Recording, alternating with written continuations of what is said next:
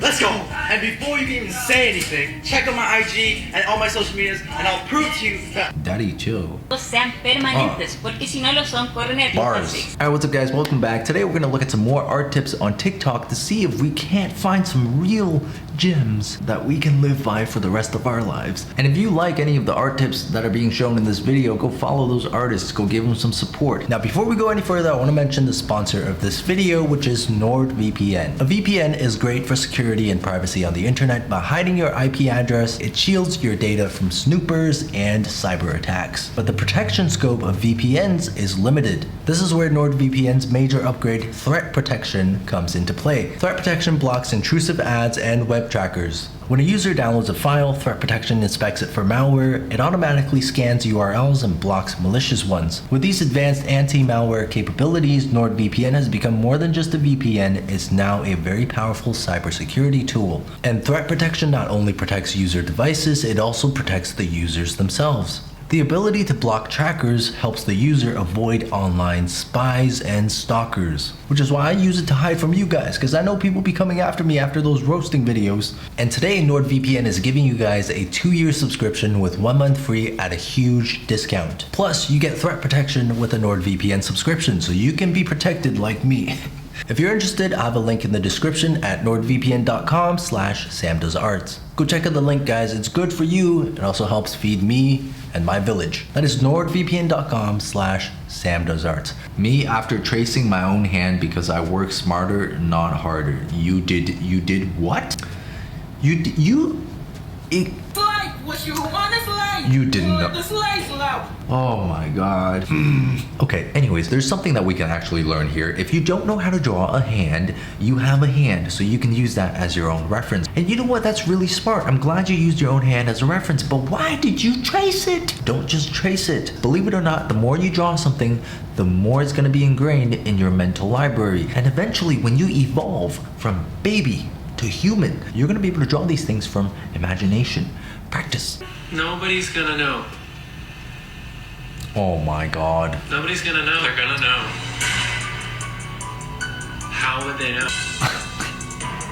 Follow me if you like hot guys. Well, you reach the right target audience. Look at this thirsty individual right here. I'm talking about you. If you're doing like a webtoon or something where you gotta draw tons and tons of hands, this will save you some time, and I don't see the harm in it. Now, you know what? Why not? You know, save yourself some more time so that you can spend it procrastinating instead. I keep seeing that meme from TikTok where someone will eyedrop a white from their canvas and then put it on a pure white background, and it just doesn't work, and they don't know why it's not the same color. Well, I'll show you why. If I take a dark color and a light color, put them beside each other, and then take the same color and put them in the middle of each, you'll see that they look entirely different.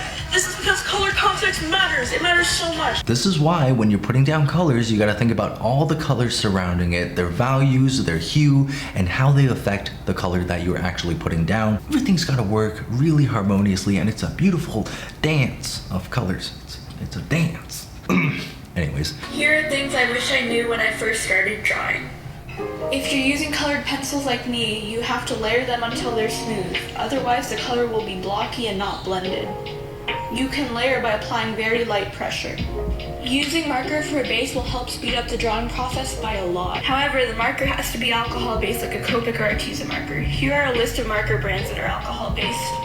Use references. It's not cheating, and it helps you get an accurate representation of what you're trying to draw. I'll be honest with you guys, I'm not super experienced with colored pencils or markers, so these are new things to me that I didn't actually know about, so thank you for that. And I love the final point about references. Using a reference is not cheating. You're just learning. I love how accepted references are now, because when I was a wee little baby, I've been told by teachers that if you use references is not actual art, you're not actually creating something new, and that stuff really sticks with you. So if you're an art baby out there and you've been told that before, please don't take that to heart. Use your references. Stop drawing your eyes like this. Pause. Who draws their eyes like this? Do you draw your eyes like this? If you answered yes, you seek help. Draw them like this instead. Draw a circle over and over until satisfied. Add a smaller black circle in the middle. Sketch out the shape of the eye. It doesn't have to be perfect. It's time to shade. Take a photo of your own eye, put it in black and white, and pick out the shadows. The longer you take, the more detail you can add. Don't forget the lash lines. Make a crease like this. Add lashes. Notice the direction of the lashes here. And the bottom lashes. Reflections will make it more realistic.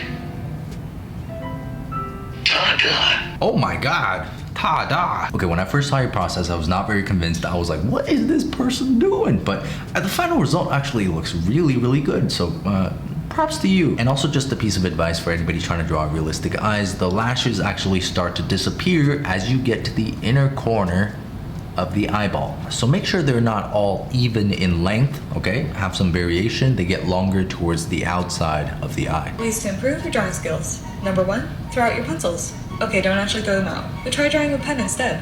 Not having the ability to erase can help you build your line confidence and speed up your work. Number 2, trace how a professional artist's work. You shouldn't claim this work as your own, but instead just use it as a learning tool. Number 3, draw from life as much as possible. Instead of only drawing from imagination, try figure drawings, still lifes, and plein air studies. Good job. I like these tips. Now, if you guys keep drawing with pencils and you keep going back to erase it, try drawing with a pen one time. It'll really humble you. I'm speaking from personal experience. No talent. But it's not funny. At the end of the day, is it? It's serious. No, but it's not funny. You're the reason why all the boomer traditional artists are like, kids these days don't do anything. They just make their computer do all the work for them. This is exactly why. And I personally, as a semi-boomer, am a strong advocate of drawing everything manually. So I would just draw those eyelashes. It's gonna save you like what? Like 2 minutes? What are you gonna do with those 2 minutes? Procrastinate some more? Big eyes. Like no thigh Why are gap, you naked? kind of like an hourglass, but the bottom is a bit bigger than a top. I got you. Let's get started. You should get that right there. On the side, draw 2 big old at the bottom legs by drawing 2 curved lines like this. Belly button right under here. And then you should end up with this. Then boom, you. I mean, it's a good drawing, good video, easy to follow. Good job. But why are you naked, dude? Nobody wants to see your Please. What would your response be if I said the only natural talent that an artist has is the desire to create? Everything outside of that is a skill that they have learned. And some people pick those skills up quicker than others. And everybody can learn those skills if they have the desire to create. What a nice motivational video. Talent can only get you so far. The rest is up to you and the amount of work that you put in and just how much passion you actually have for drawing. Talent?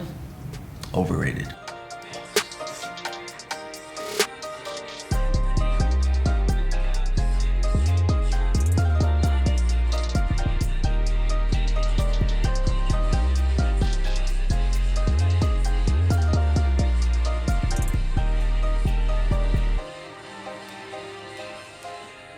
Yes, speaking of talent, what a great video. It's literally practice. Tons and tons of hard work. Nobody gets birthed. They don't just, they pop out and they're like, oh, I'm painting masterpieces. No. Básicos para dibujantes, así Eso, que para tomen dibujantes, nota. Número 1, siempre número asegúrense uno. que sean permanentes, porque si no lo son, corren el riesgo Bars. de My name is Tate Pham, and I'm an artist, and we're gonna start a new series. This series is called 3 Ways You Can Improve Your Art. Let's go! And before you even say anything, check out my IG and all my social medias, and I'll prove to you that Oh my god, dude, why so aggressive? As the kids like to say nowadays. Daddy, chill.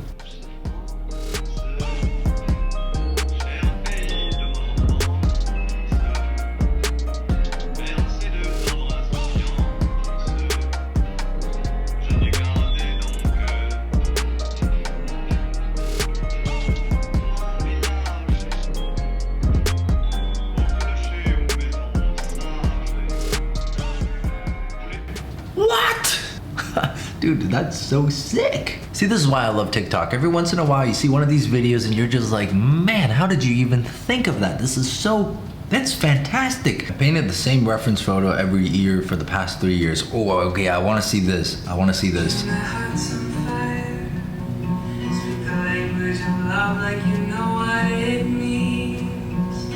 That was a really good final piece, but where were the 2 previous years? Why didn't you show me that? I feel like I've been baited. Easy backgrounds. Let's go. I'm all for easy backgrounds. And I'm just gonna start by putting a solid color layer under the character. Using a multiply layer on top of that, I use a round brush to just draw in some crazy lines like this. Then I go to liquify, set it to twirl, and slowly go over the lines I created and let the blending just make it this cool, interesting, random pattern. When I like how it looks, I turn down the opacity and merge it with the layer below. Okay, option 2.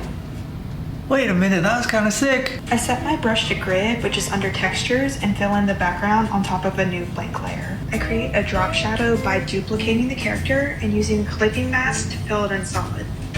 Then I move that layer below the character and offset it slightly to the left or the right. Then I can adjust the color and opacity to get a cool little drop shadow. That's kind of sick. Wait a minute. For option 3, I'm taking some colors from the illustration and just using an airbrush to roughly block them in behind the character. Do adjustments, Gaussian blur, and dragging it out until it blends evenly. On a new layer, I sketch out some just funny little star and celestial shapes. I set the layer to add and turn the opacity down. Then I duplicate the shapes and offset them a bit to give a glowy effect. Hope I give you some ideas. Yo, what? That was actually really impressive. What? But I mean, for those of you guys who have a more illustrative style and you like to play around with your patterns and stuff, like this is fantastic. Really good job. 3 ways to improve your art. Why is it always 3? Why not 4? Why not 2? Come on, guys. Number 1, complete a 100 challenge. This is the challenge where you draw the subject you're trying to learn 100 times over. Now this can be portraits, hands, backgrounds, expressions, anything you're trying to learn. You can split this up into 5 to 10 drawings a day until you complete 100 drawings. Number 2, study from art books. This is a great way to see a variety of different artists' styles and work process. Number 3, do some warm-ups before you draw. I recommend anywhere from 3 to 10 minute warm-ups drawing circles and lines with your right and left hand to get your hand ready to draw. I've never tried the 100 thing, but I might give that a shot because it seems like a really interesting thing to do. But art books, guys, let me tell you about the art books. I've learned so much from that one art book from Spider-Man Into the Spider-Verse, and it's influenced my work a lot. There's 3 things every beginner artist should know and things I had to learn the hard way. Number 1, paint your backgrounds first.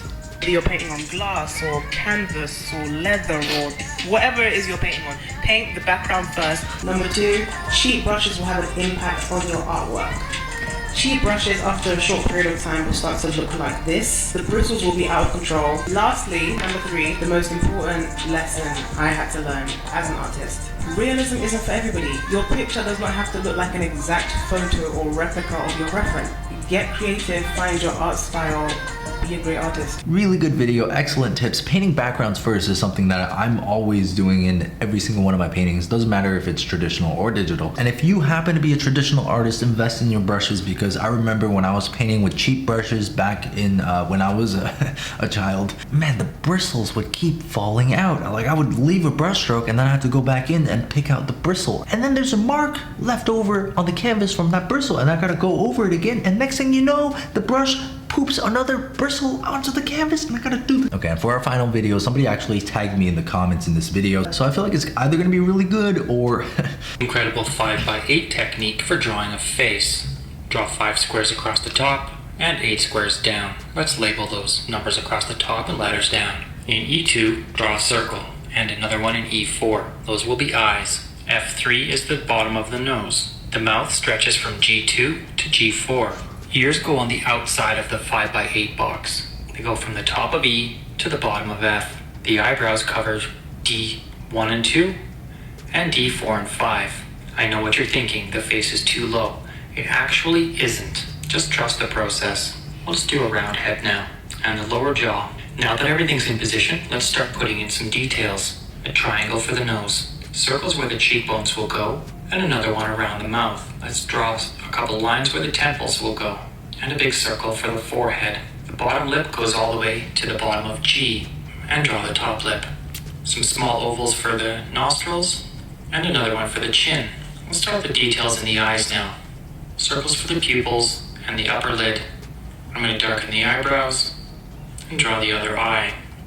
Curved lines for the nostrils and shade in the bottom of the nose. 5x8, from which depth of hell did this technique spawn? Now, Mr. Mark Liam Smith, I'm not sure if this is like your go-to technique or if you're just a very good artist, but somehow you made this technique work, which is pretty impressive in itself. But still, this is so flawed. It's so much better to learn the structure of the head so that you can draw it from any angle instead of just going by a grid pattern and filling in the grid as you go. Like, and not to mention, I trusted the process, and his head is still huge. And you know that's serious when it's coming from me, because I'm always telling people not to forget about the cranium, but look at his cranium. He's an egg. He sat on the wall. He Humpty Dumpty. Oh my, Mr. Mark Liam Smith, you're a very good artist, but I don't know about this technique, bro. Look, this comment is literally how I feel. Okay, step one, be good at drawing. Like, literally, this grid is not gonna get you anywhere if you don't already know how to draw a face. Don't ever get depressed because of your art, and I'll show you why.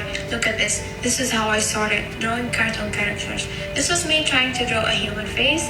It was really bad, as you can see, so I gave it up and tried 3D drawing, which was cool. I really liked it, and this was my favorite. I was so proud of it, and still am.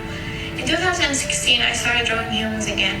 This was supposed to be Angelina Jolie, yeah, sorry, but I really liked it, so I kept going. But I wasn't good, as you can see. So here I noticed some improvement, especially this one. I was so proud of this Harry Potter one and this Johnny Depp. I mean, look at that. But the little more important was the breaking point for me because it actually looked kind of like him for the first time. So I was like, I can do this. And it got better from there. So you get the idea. Everything gets better with practice. I wasn't always good at drawing, but I've always been proud of it. Shared it with everybody. Oh my goodness, that's a huge improvement for a span of 4 years, and you were able to do this. That's fantastic. It's not about talent. Nobody starts off drawing like this. It's all about the amount of work that you put in. And you know what? She can do it. I can do it. You can do it too. Believe in yourself. Anyway, so there's some art tips from TikTok for today. This was a oddly inspirational video, so hopefully you guys are inspired. You want to pick up a pen and start drawing after this video. But even if not, I hope you were thoroughly entertained. So if you want to see more content like this, feel free to subscribe to my channel. Head over to my Patreon if you want to see monthly tutorials. And with that being said, I'll see you guys on the next video. Guys, oh my god, I'm in so much pain. Oh. Everything hurts, guys. When you get to this age, oh god. Ooh. Okay. See you guys.